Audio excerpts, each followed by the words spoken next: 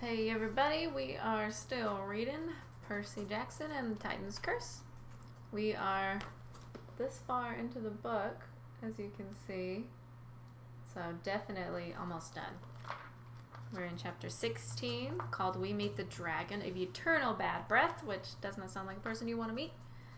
And we learned in the last chapter that Talia is tempted with power to overthrow Olympus. That seems like a dangerous thing to want on this quest.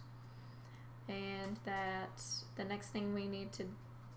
the gang, Percy, Talia, Grover, and Zoe need to do is go visit Zoe's home. So, let's just get right on in. We will never make it, Zoe said. We are moving too slow, but we cannot leave the Ophiuchorus. Moo, Bessie said. He swam next to me as we jogged along the waterfront. We'd left the shopping center pier far behind. We were heading toward the Golden Gate Bridge, but it was a lot farther than I'd realized. The sun was already dipping in the west. I don't get it, I said. Why do we have to get there at sunset? The Hesperides are the nymphs of the sunset, Zoe said. We can only enter that garden as day changes to night. What happens if we miss it? Tomorrow is winter solstice. If we miss sunset tonight, we would have to wait until tomorrow evening, and by then, the Olympian Council will be over. We must free Lady Artemis tonight. Or Annabeth will be dead, I thought, but I didn't say that. We need a car, Talia said. But what about Bessie? I asked. Grover stopped in his tracks. I've got an idea. The Ophiuchorus can appear in different bodies of water, right? Well, yeah. I mean, he was in Long Island Sound, then he just popped into the water at Hoover Dam, and now he's here. So maybe we could coax him back to Long Island Sound. Then Chiron could help us get him to Olympus. But he was following me, I said, and if I'm not there, would he know where he's going? Moo, Bessie said forlornly. I can show him, Grover said. I'll go with him. I stared at him. Grover was no fan of the water. He'd almost drowned last summer in the Sea of Monsters, and he couldn't swim very well with his goat hooves. I'm the only one who can talk to him, Grover said, and it makes sense. He bent down and said something in Bessie's ear. Bessie shivered, then made a contented lowing sound. The blessing of the wild, Grover said. That should help with safe passage. Percy, pray to your dad too. See if he will grant us safe passage to the seas. I didn't understand how they could possibly swim back to Long Island from California. Then again, monsters didn't travel the same way as humans. I'd seen plenty of evidence of that. I tried to concentrate on the waves, the smell of the ocean, the sound of the tide. Dad, I said, help us. Get the Ophiuchorus and Grover safely to camp. Protect them at sea. A prayer like that needs a sacrifice, Talia said. Something big. I thought for a second, then I took off my coat. Percy, Grover said, are you sure? That lion skin, that's really helpful. Hercules used it. As soon as he said that, I realized something. I glanced at Zoe, who was watching me carefully. I realized I did know who Zoe's hero had been, the one who'd ruined her life and gotten her kicked out of her family, and never even mentioned how she'd helped him. Hercules, a hero I'd admired all my life. If I'm going to survive, I said, it won't be because I've got a lion skin coat. I'm not Hercules. I threw the coat into the bay. It turned back into a golden lion skin, flashing in the light. Then, as it began to sink beneath the waves, it seemed to dissolve into sunlight on the water. The sea breeze picked up. Grover took a deep breath. Well, no time to lose. He jumped in the water and immediately began to sink. Bessie glided next to him and let Grover take hold of his neck. Be careful, I told them. We will. Okay, Bessie, we're going to Long Island. It's east, over that way. Moo? Bessie said. Yes, Grover answered. Long Island. It's this island, and it's long? Oh, let's just start. Moo! And Bessie lurched forward. He started to submerge, and Grover said, I can't breathe underwater. Just thought I'd mention... Well, and under they went, and I hoped my father's protection would extend to little things, like breathing. Well, that is one problem addressed, Zoe said. But how can we get to my sister's garden? Talia's right, I said. We need a car, but there's nobody to help us here, unless we, borrowed one. I didn't like that option. I mean, sure, this was a life or death situation, but still, it was stealing, and it was bound to get us noticed, too. Wait, Talia said. She started rifling through her backpack. There is somebody in San Francisco who can help us. I've got the address here somewhere. Who? I asked. Talia pulled out a crumpled piece of notebook paper and held it up. Professor Chase, Annabeth's dad. After hearing Annabeth gripe about her dad for 2 years, I was expecting him to have devil horns and fangs. I was not expecting him to be wearing an old-fashioned aviator's cap and goggles. He looked so weird, with his eyes bugging out through his glasses. They all took a step back on the front porch. Hello, he said in a friendly voice. Are you delivering my airplanes? Talia, Zoe, and I looked at each other warily. No, sir, I said. Drat, he said. I need 3 more Sopwith camels. Right, I said, although I had no clue what he was talking about. We're friends of Annabeth. Annabeth? He straightened as if I'd just given him an electric shock. Is she all right? Has something happened? None of us answered, but our faces must have told him that something was very wrong. He took off his cap and goggles. He had sandy-colored hair like Annabeth and intense brown eyes. He was handsome, I guess, for an older man, but it looked like he hadn't shaved in a couple of days, and his shirt was buttoned wrong, so one side of his collar stuck up higher than the other side. You better come in, he said. It didn't look like a house they'd just moved into. There were Lego robots on the stairs and 2 cats sleeping on the sofa in the living room.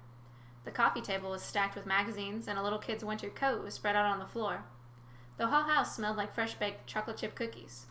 There was jazz music coming from the kitchen. It seemed like a messy, happy kind of home, the kind of place that had been lived in forever. Dad! A little boy screamed. He's taking apart my robots! Bobby, Dr. Chase called absently, don't take apart your brother's robots. I'm Bobby, the little boy protested. He's Matthew. Matthew, Dr. Chase called. Don't take apart your brother's robots. Okay, Dad. And Dr. Chase turned to us. We'll go upstairs to my study. This way. Honey? A woman called. Annabeth's stepmom appeared in the living room, wiping her hands on a dish towel. She was a pretty Asian woman with red highlighted hair tied into a bun. Who are our guests? She asked. Oh, Dr. Chase said. This is... He stared at us blankly. Frederick, she chided. You forgot to ask them their names. We introduced ourselves a little uneasily, but Mrs. Chase seemed really nice. She asked if we were hungry, and we admitted we were, and she told us she'd bring us up some cookies and sandwiches and sodas. Dear, Dr. Chase said, they came about Annabeth. I half expected Mrs. Chase to turn into a raving lunatic at the mention of her stepdaughter, but she just pursed her lips and looked concerned. All right, go on up to the study. I'll bring you some food. She smiled at me. Nice to meet you, Percy. I've heard a lot about you. Upstairs, we walked into Dr. Chase's study, and I said, Whoa! The room was wall-to-wall books, but what really caught my attention were the war toys. There was a huge table with miniature tanks and soldiers fighting along a blue-painted river, with hills and fake trees and stuff. Old-fashioned biplanes hung on strings from the ceiling, tilted at crazy angles like they were in the middle of a dogfight. Dr. Chase smiled. Yes, the Third Battle of Ypres. I'm writing a paper, you see, on the use of Sopwith camels to strafe enemy lines.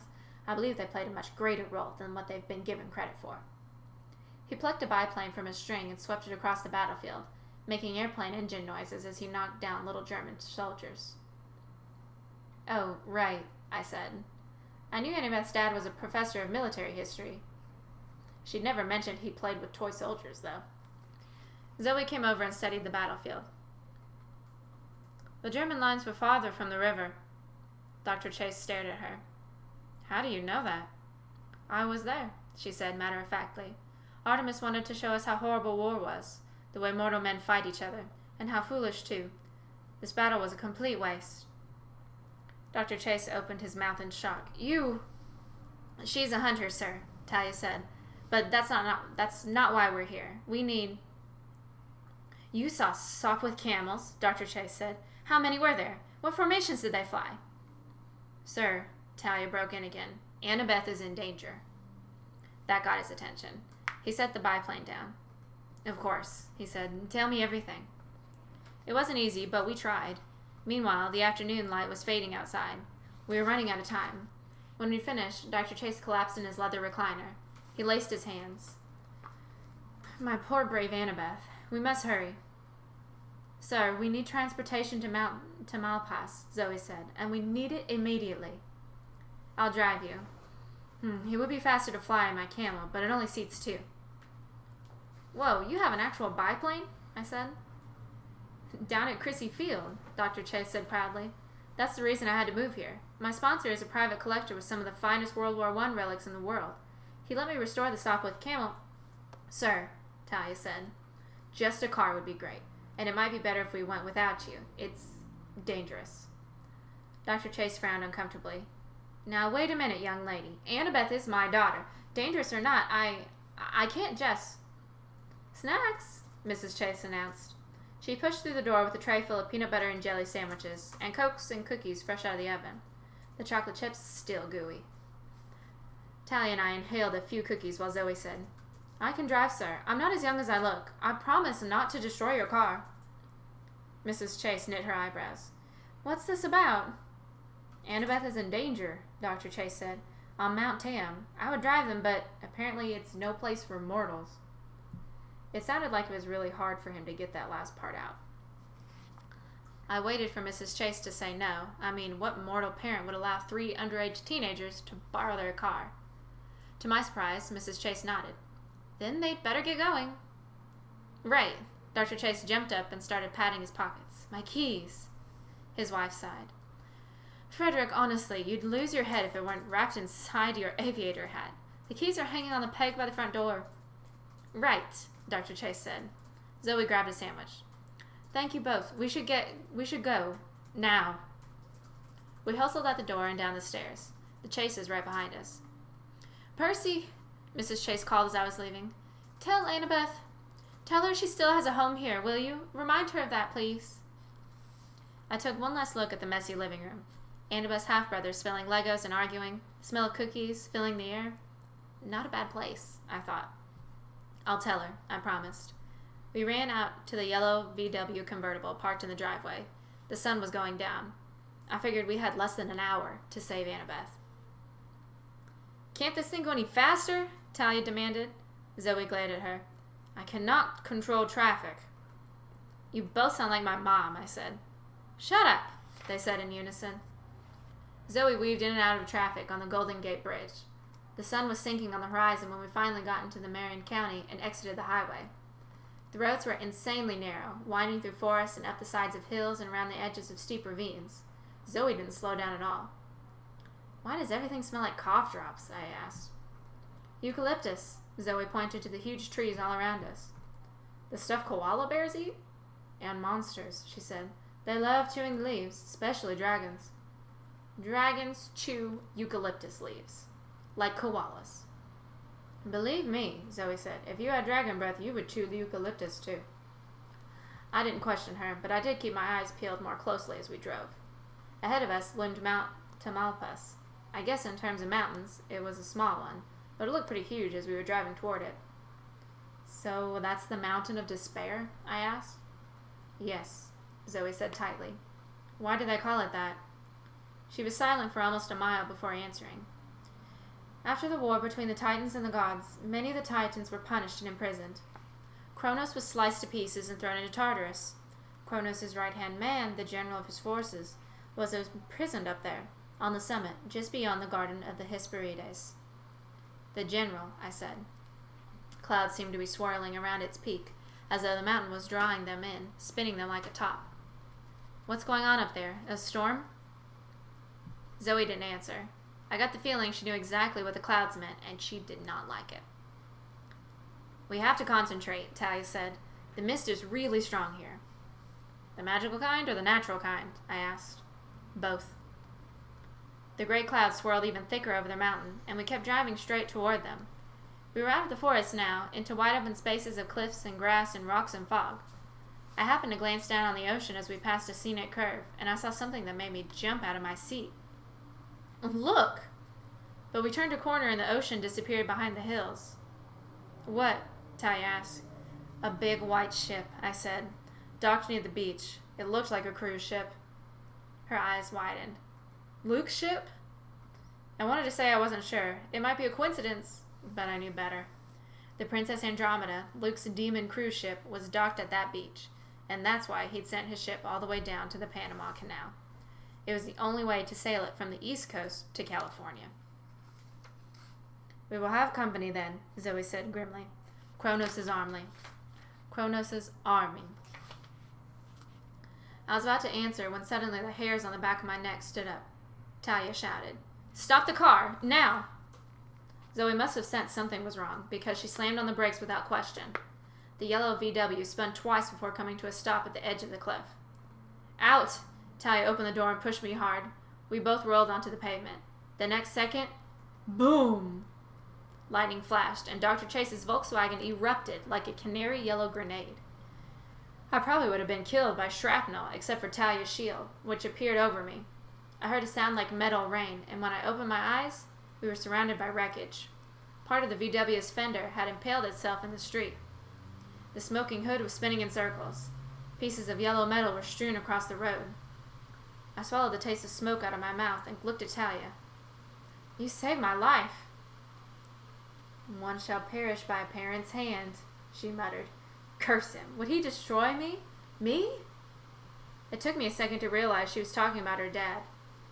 Oh, hey, that couldn't have been Zeus's lightning bolt. No way. Whose then? Talia demanded.